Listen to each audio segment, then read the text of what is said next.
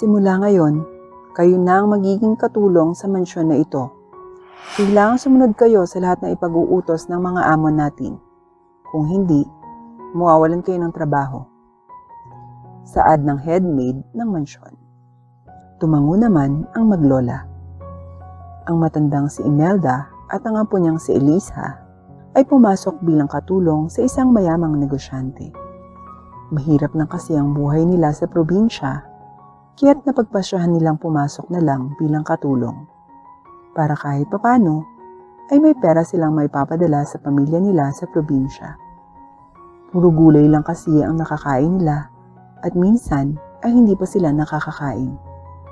Pahirapan din kung may sakit ang kamag-anak dahil walang malapit na ospital sa kanila at konti lang din ang may klinika. Strikto ang amo nating mga negosyante pati ang mga anak niya. Kailangan sumunod agad kayo sa mga utos nila. Kahit anong ipag-utos nila sa inyo, kailangan nyo agad sundin. At kapag oras ng trabaho, trabaho lang ang gagawin. Bawal kumain o magpahinga. May oras kayo para gawin yon. Ayaw na sir ng mga tatamad-tamad. Kailangan laging malinis ang mansyon. Dapat walang makikitang alikabok sa anumang sulok ng mansyon. Kada buwan ang sweldo nyo. Bawal bumali. Naiintindihan nyo ba? Striktong saad ng headmaid. Tumango naman ang dalawa. Sige na. Ngayon na magsisimula ang trabaho nyo. May mga nakatoka ng trabaho sa inyo. Kumilos na kayo. Utos nito. Kinuha naman ng dalawa ang mga gamit panglinis at nagsimula ng magtrabaho. Lola, magiging maayos ba tayo dito? Mukhang masusungit yung mga tao dito eh. Nangangambang saad ni Elisa. Huwag ka nang mag-alala, apo. Magiging maayos ang lahat. Pasensya na kung kailangan mo na magtrabaho, imbis na mag-aral ka lang. Malungkot na sabi ng kanyang lola. Huwag po kayong malungkot, lola. Desisyon ko naman po ito. Gusto ko pong makatulong sa pamilya natin. Sawa na po ako makita silang nahihirapan. Kaya masaya na po ako na tutulungan ko sila. Sagot naman ni Elisa. Napakabait mo talaga, apo. Kaya ikaw ang pinakapaborito kong apo eh. Saad ng lola ni Elisa. Naku lola, magagalit yung mga kapatid ko kapag narinig nila yan. Biro ni Elisa. Natawa naman ang lola niya. Kayong dalawa, anong pinagchichismisan nyo dyan? Bakit ayaw nyo pang magtrabaho? Tatamad-tamad kayo ha? Gusto nyo mawalan ng trabaho? Nagulat naman ang dalawa nang may sumigaw sa kanila. Nang tingnan nila yon, ay isa din ito ang katulong. Lumapit ito sa kanila at biglang hinampas si Elisa. Nalaki ang mga mata ng matanda. Bakit mo ginawa yun? Galit na tanong nito. Ayun ang parusa sa mga katulong na tatamad-tamad. Magpasalamat ka nga at matanda ka. Kaya hindi na kita sinaktan. Magpasalamat kayo na ako ang nakakita sa inyo. Kung iba yun, siguradong tanggal na kayo sa trabaho. Magtrabaho na kayo kung ayaw niyo pang matanggal sa trabaho. Sigaw nito at iniwan na sila. Ayos ka lang ba, apo? Nag-aalalang tanong ng lola ni Elisa. Tumango naman si Elisa. Ayos lang po ako, lola. Sige po, magtrabaho na po tayo. Mamaya na lang po tayo mag-usap. O sige, mauuna na ako. Mukhang malayo pa kasi nakatoka sa akin. Good luck, apo. Ngumiti na lang si Elisa. Nagsimula nang magtrabaho si Elisa. May mga kasama din silang mga katulong na nagtatrabaho rin. Sa kalagitnaan ng pagtatrabaho ni Elisa, ay nagtaka siya nang biglang tumigil na sa paglilinis ang mga kasama niya kahit oras pa ng trabaho. Saan kayo pupunta? Tanong ni Elisa. Wala kang paki. Masungit na saad ng mga ito at inirapan siya. Kumunot naman ang noo ni Elisa. Hindi pa tapos yung trabaho nyo. Hindi nyo pwedeng basta nalang iwan yung mga to. Tinaasa naman siya nito ng kilay. Huwag kang mangialam dito. Gusto mo ba ng gulo? Ang bago-bago mo pa lang dito, ang dami mong alam. Kilalanin mo ang binabangga mo. Umunda ka sa amin kapag nagsumbong ka. Pagbabanta nito. Tama lang na isumbong ko kayo dahil hindi patas sa mga nagtatrabaho ng mabuti ang ginagawa nyo. Naging katulong pa kayo kung tamad rin lang din pala kayo. Ikinainis ito ng ibang mga katulong sa kanya. Ikaw, masyado kang pakialamera. Gusto mo ba talaga ng gulo? Sige, yun palang gusto mo eh. Itong bagay sa'yo. Galit na sigaw nito at sinabunutan si Elisa. Ano, kaya mo ba kami? Gustong isumbong para sumipsip sa mga amo natin? Asa ka na lang. Dahil kahit anong gawin mo, wala silang pake, lalo na sa mga probinsyanang katulad mo. Galit na sigaw nito at ninugod pa ang mukha niya sa sahig na tila ba isa siyang basahan. Pinalibutan pa siya ng mga katulong at pinagtulungan siya. Sinabunutan at pinagtatadyakan siya ng mga ito. Pumutok pa nga ang mga labi niya dahil sa ginawang pagngudngod sa kanya. Habang si Elisa naman ay sinubukang lumaban, ngunit talo siya dahil marami ang mga ito at mag-isa lamang siya. Itiko mo yung bibig mo, kung hindi, hindi lang yun ang mangyayari sa'yo. Pagbabanta ng mga ito kay Elisa. Gulong-gulo naman ang buhok ni Elisa at ang dumi na rin ang uniformeng suot niya. Anong kahuluhan nito? Napatingin naman ang lahat nang dumating ang headmaid. Tumango lahat ng mga katulong. Wala naman po. Tinuturuan lang po namin ng leksyon ang bagong katulong nito. Mukhang hindi kasi niya alam ang patakaran dito sa mansyon. Pagsisinungaling ng katulong. Oo nga po, kabago-bago pa lang niya dito. Nanggugulo na agad siya. Ma'am, kailangan talagang turuan ng leksyon ng babaeng yan. Saad ng isa pa. Tumayo naman si Elisa at ipinagtanggol ang sarili. Nagsisinungaling sila, ma'am. Pinagsasabihan ko lang naman sila na huwag silang umalis dahil hindi pa tapos ang trabaho nila. Pero nagalit sila at sinaktan ako. Pinagbantaan pa nila ako. Huwag kang maniwala sa kanya, ma'am. Siya yung nagsisinungaling. Saad ng mga katulong. Manahimik kayo. Ikaw. Saad nito at itinuro si Elisa. Sumunod ka sa akin. Kayo naman, tapusin niyo ang mga trabaho niyo. Sigaw nito. Tumango naman ang mga katulong. Tumingin ang mga ito kay Elisa at sinamaan siya ng tingin. Sumunod naman si Elisa sa headmaid. Ikaw, ang bago mo pa lang dito, nagugulo ka na agad. Ang laki pa naman na expectations ko sa'yo dahil mukha kang matinik. Pero mukhang mali yata ako. Dahil dyan, matadagdagan ang trabaho mo. Ikaw na ang maglilinis ng kwadra ng mga baboy at kabayo. At kapag may iniutos sa mga amo natin, sundin mo agad. Ayoko nang tatamad-tamad. Sige na, kumilos ka na. Utos nito. Ipagtatanggol sana ni Elisa ang sarili, pero agad na itong umalis. Wala nang nagawa si Elisa, kundi sundin ang utos nito. Naparusahan siya, kahit wala naman siyang kasalanan. Habang naglilinis siya ng kwadra, ay biglang dumating ang anak ng amo niya. Ikaw, may iutos ako sa'yo, bilisan mo. Utos nito. Tumango naman si Elisa at agad na sumunod dito. Pumasok sila sa mansyon. Paliguan mo yung alaga kong pusa. Dapat mabango yun pagkatapos ha. Agad naman itong sinunod ni Elisa at dinala ang pusa sa banyo para paliguan. Nagpupumiglas ang mga ito at kinakalmot siya. Puro kalmot na siya pero pinaliguan pa rin niya ang pusa. Pagkatapos ay pinatuyo na niya ito. Bigla namang nagalit ang amo niya. What did you do? Bakit ganyan yung amoy niya? Hindi mo ba ginamit yung lavender shampoo? Tanga ka ba? Galit na sigaw ng amo niya. Hindi niyo naman po sinabi kung anong gagamitin ko. Ginamit ko lang po yung nakita kong cat shampoo. Katwiran ni Elisa. So, ako pang sinisisi mo sa katangahan mo. Eh kung sana di ba nagtanong ka? Buisit, inutil. Galit na sigaw nito. Anong gagawin mo? Amoy lemon tong pusa, gusto ko nga lavender. Sigaw nito.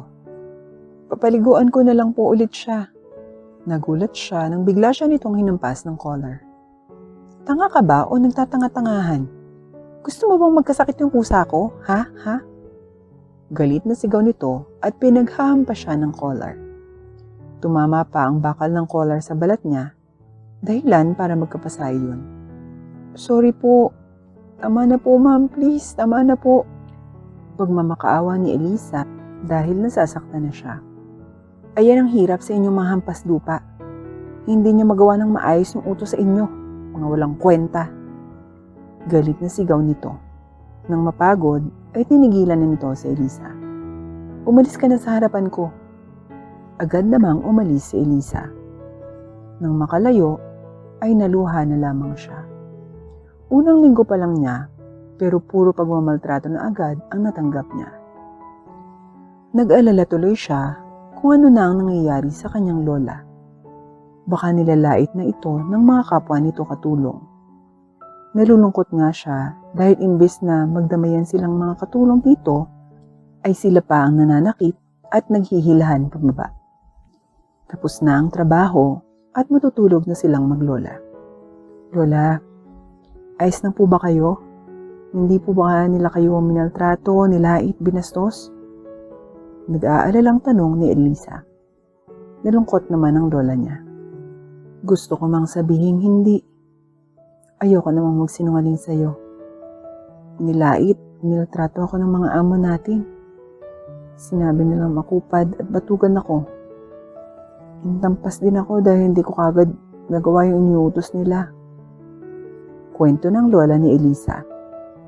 Naluha naman si Elisa. Lola, paano kaya kung umalis na tayo? Ayoko pong makita kayong nahihirapan. Hindi ko po kayang malaman na sinasaktan kayo dito. Lumuluhang sambit ni Elisa. Pinunasan naman ng lola niya ang luha niya. Kailangan nating magtiis. Mas ayos na to kaysa mamatay tayo sa gutom sa probinsya. Unting tiis na lang, apo. Pasensya na. Sobrang nasasaktan naman si Elisa. Ito ang isa sa mga dahilan kaya gusto niyang yumaman. Hindi niya kayang makitang nahihirapan ang pamilya niya. Kung mayaman lang sila, hindi nila mararanasan ang mga ito. Kaya't ipinangako niya sa sarili na magsusumikap siya para yumaman at maging matagumpay sa buhay para hindi na sila maghihirap pa. Lumipas ang mga araw, tiniis nilang maglola ang pagmamaltrato ng mga amo nila at ng iba pang mga katulong sa kanila. Sari-saring panlalait ang natatanggap nila dahil lang sa sila ay mga taga-probinsya. Andiyan na naman ang mga inutil na sipsip. Napakakupad, tapos ang tamad pa. Walang kwenta. Bakit ba nandito pa yan? Nararapat lang sa mga hampas lupang yan sa basurahan. Pang-iinsulto ng kapwa nila katulong. Lahat ng ito ay hindi na lamang pinapansin ni Elisa. Ganoon din ang natatanggap ng pagtrato ng lola niya. Nasasaktan nga si Elisa dahil hindi niya maipagtanggol ang lola niya. Kaya lalo siyang naging determinado na magsumikap. Elisa, ikuha mo nga ako ng juice. Gusto ko yung malamig. Utos ng amo ni Elisa. Agad naman iyong sinunod ni Elisa. Agad siyang nagtimpla at ibinigay iyon sa amo niya. Ininom naman iyon ng amo niya pero agad namang dinura. Ano ba to? Galit na sigaw nito. Orange juice po. Utal na sagot ni Elisa. Binuhos naman ng amo niya sa kanya ang laman ng pitsil. Basang-basa tuloy si Elisa. Bobo, tanga, inutil. Nasa iyo na lahat. Simpleng utos lang, hindi mo pa magawa ng maayos. Inutil! Galit na sigaw nito at ibinato sa kanya ang babasaging pitsil. Linisin mo yan, leche.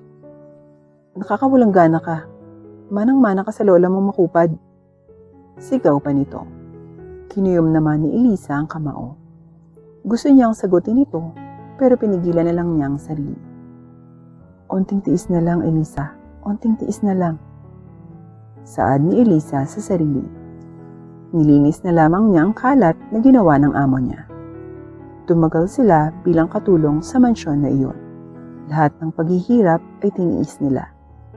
Kahit pa sinasaktan sila at grabing panlalait ang natatanggap nila. Grabe ka naman, Elisa. Pati ba naman ang amo natin lalandiin mo?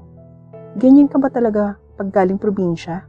Gagawin ng lahat para lang magkapera? Ang kati mo din no?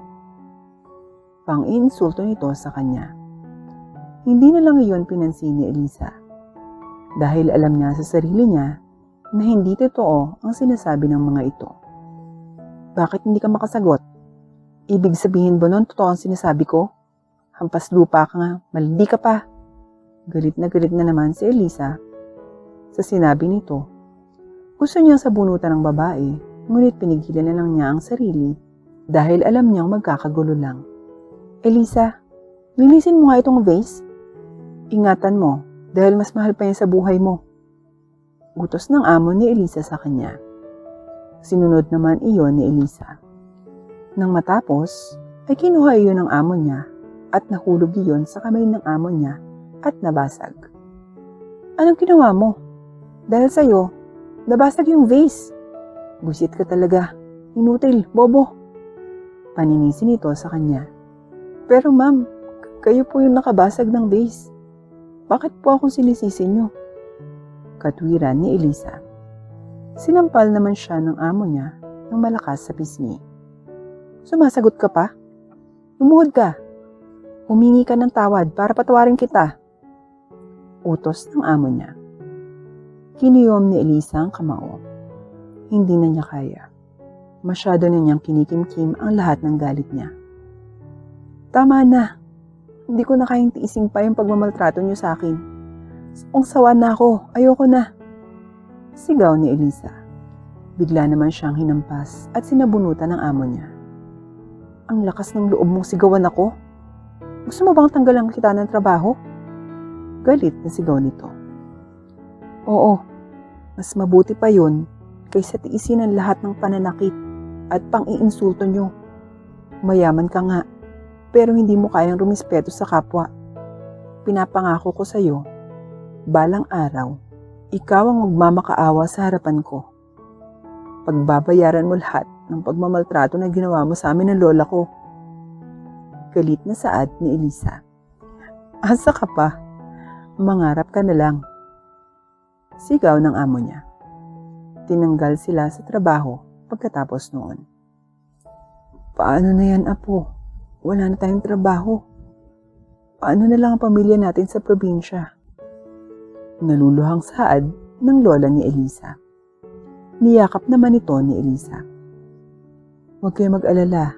Ako nang bahala. Saad ni Elisa. Pakiusap.